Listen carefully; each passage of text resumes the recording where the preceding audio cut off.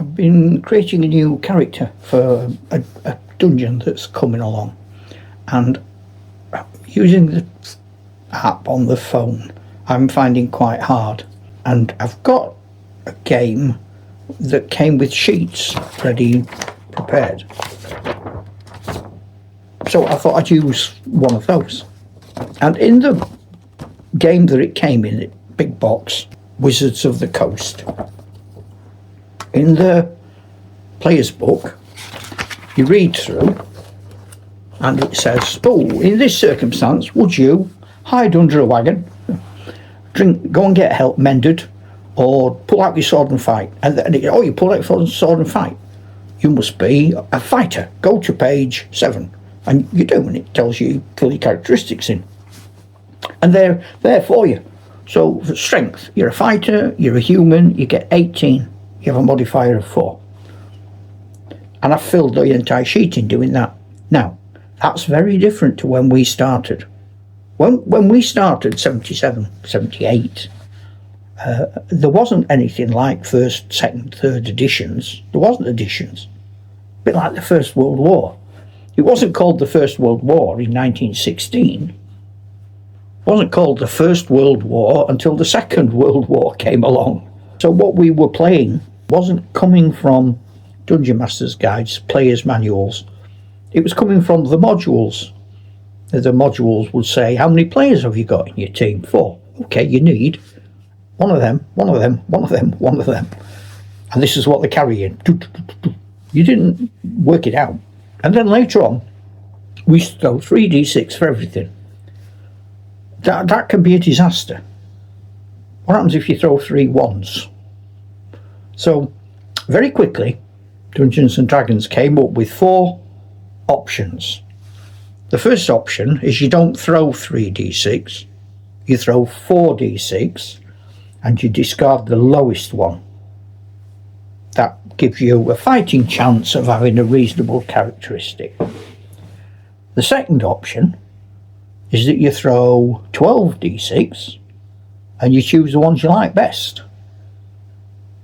for each characteristic. And then the third option is that you just keep throwing them and throwing them and throwing them and throwing them till you're happy. Really, the fourth option is make it up, write down what you want, who cares? I like the idea that we aren't all created equal.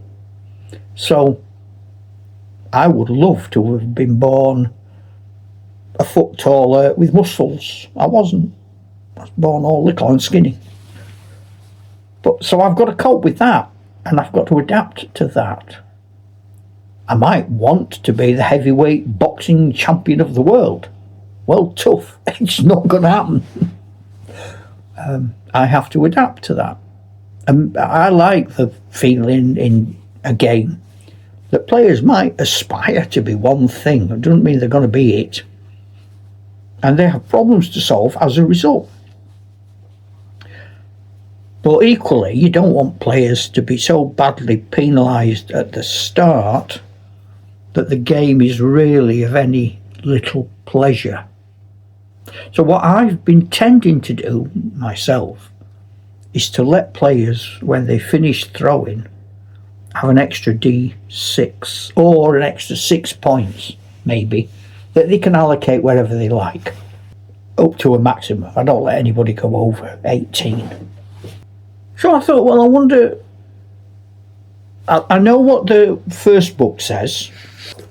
I know what the first book says, my 1979 book.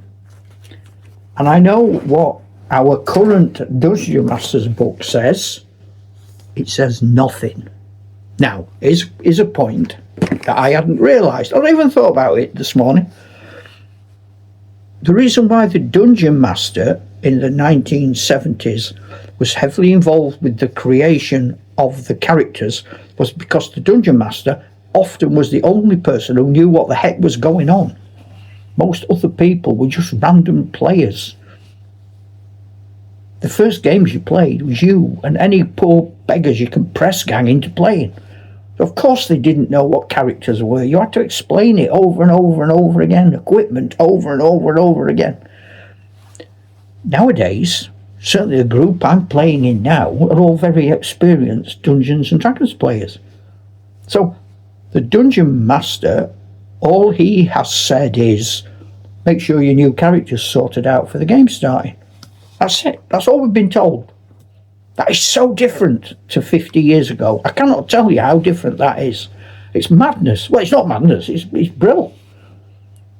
But it's, wow, this game has changed.